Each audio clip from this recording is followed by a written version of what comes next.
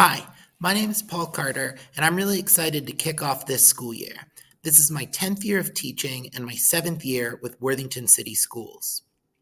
For the past 6 years, I taught at Brookside Elementary, but I'm really excited to take on this new role as one of the 8th grade English language arts teachers here at Perry Middle School, and also to teach a section of creative writing, which I think is going to be a really fun and exciting class.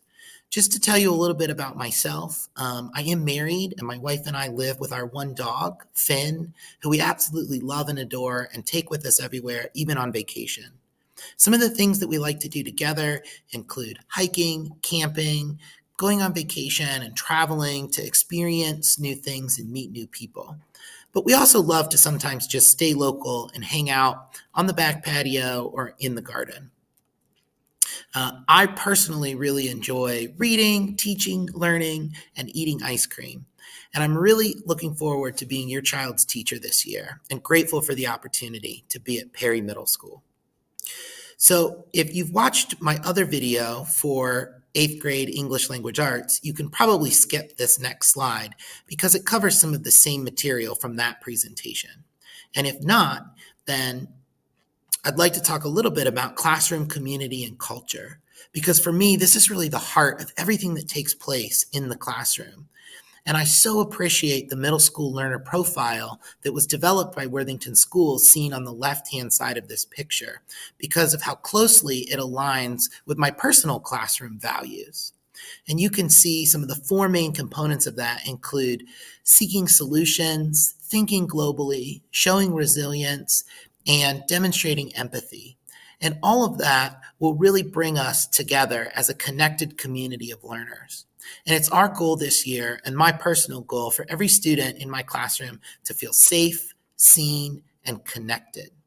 And you can see 5 classroom practices listed on the right that will help promote those values and qualities and help us achieve that goal. As far as creative writing class, the materials that students should bring with them on a daily basis include their Chromebook and or notebook based on their preference for what's best for them as a writer. And if they are bringing a notebook, then a pen or pencil, of course, will also be necessary. But I'm really leaving that up to the student's choice as far as what's best for them as a writer, because I know some students like to type their writing, and some students still like to at least do part of that process by hand in a notebook, and either one will be just fine.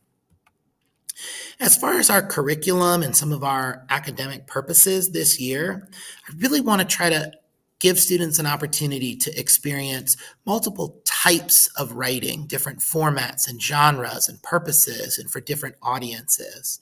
And that really helps cover a lot of our formal academic standards in writing, but we can approach them in a way that's a little bit more creative as well.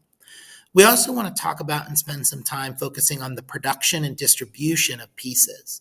Sometimes students will write personally for themselves and no one else. But most of the time, students will be asked to share what they're working on and how that's going for them, because writing takes place in a community. And it's important that we write together as a group so that we can give and get feedback from one another, because that's one of the primary ways that we grow as writers. And another important part of that is learning to read like a writer, so that when we read, whether it's poetry, prose, essays, articles, or anything else, we can say, what is this writer doing that I really like and appreciate? What is this writer doing that is hard for me to connect with? And then adopt some strategies and try to imitate some of those principles in our own work. And another thing that's really important for our creative writing class this semester is going to be agency. And that's the recognition that the students are in control of the pieces that they choose to focus on and ultimately to publish. And it's important for me that students are able to choose those topics and formats, because I think it really empowers them to use writing for the purposes that they want to, which is what it's going to take in order for them to discover their voice. And so that's a little bit about some of the things that we'll be doing this semester. And lastly, just a few housekeeping things on communication and organization. Uh, Schoology will be the primary platform for students to stay organized as far as an agenda, planner, tracking assignments, or accessing resources and materials.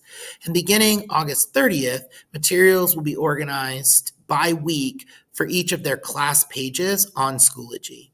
But Infinite Campus will remain the primary gradebook where scores will be recorded as far as their grades.